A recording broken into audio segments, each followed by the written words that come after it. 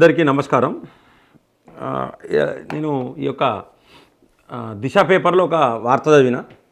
ఆ దిశ పేపర్లో చదివిన వార్త ఏంటంటే, తప్పు ఒప్పుకున్న ఎర్రబెల్లి సొంత పార్టీ మీదనే సంచలన కామెంట్స్ అని చెప్పేసి సంచలన కామెంట్స్ చేసిండని ఒక వార్త చదివిన.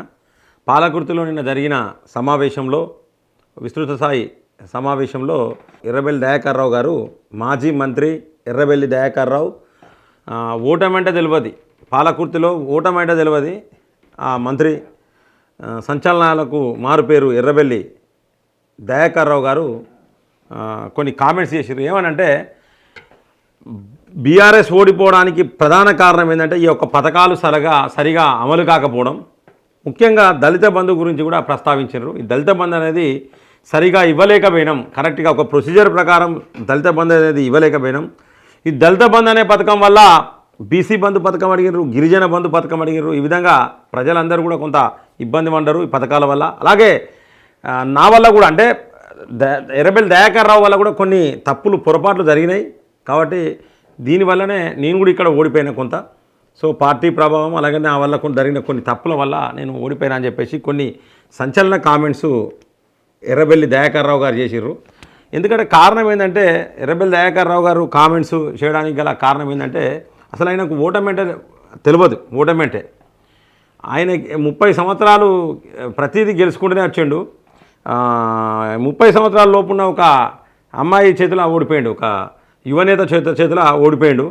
సో ఈ విధంగా ఎందుకు జరిగింది అంటే, ఆయన కారణాలు వచ్చేసి ఈ యొక్క దళిత బంధు ఇటువంటి పథకాలు, అంటే వాస్తవానికి దళిత బంధు అనే పథకం కానీ, ఈ కేసీఆర్ పెట్టిన పథకాలు ఇవి కూడా అందరికీ చేరే పథకాలు ఏం పెట్టలే పథకాలు. ఇప్పుడు దళిత బంధు ఏం చేశారంటే, ఎవరో వాళ్ళ దాంట్లో లీడర్సు 10 మంది లీడర్ ఉంటే ఒక లీడర్కి ఇచ్చేది దళిత బంధు. సో అట్లా అందరికీ అందలేదు. సో దానివల్ల అంటే దళితులు అందరికీ అందాయి, ఆ లీడర్లకే, వాళ్ళ పార్టీ వాళ్ళ కోసమే పథకాలు పెట్టిండు కేసీఆర్.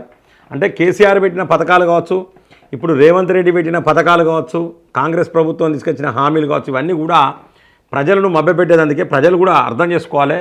ఇలా ఎర్రబెల్లి దయాకర్ రావు గారు చెప్పిండ్రు, మాజీ మంత్రి, ఏంటంటే తప్పు జరిగింది మా వల్లనే, మా పార్టీ వల్లనే తప్పు జరిగింది, నా వల్లనే జరిగిందని ఎర్రబెల్లి దయాకర్ రావు గారు చెప్పిర్రు. రేపు పొద్దున రేవంత్ రెడ్డి కూడా ఇదే చెప్తాడు. ఎందుకంటే ఓడిపోయిన తర్వాత నెక్స్ట్ చెప్పే ముచ్చట్లు ఇవే, వీళ్ళు చెప్పే ముచ్చట్లు. కాబట్టి ప్రజలు ఖచ్చితంగా ఆలోచించుకోవాలి. ఈ పథకాలు అనేవి అందరికీ అందుబాటులోకి రావు. ఇప్పటికి కూడా మనకు ఉచితాలకు ఎవరైతే ఉచితాలు చెప్తారో వాళ్ళ ఆ గవర్నమెంట్ అనేది తొందరగా దెబ్బతింటుంది, తొందరగా కుప్పగూలిపోతాయి అసలు ఈ గవర్నమెంట్లో. కాబట్టి నెక్స్ట్ కాంగ్రెస్ కూడా దాదాపు 400 చిల్లర హామీలు ఇచ్చింది.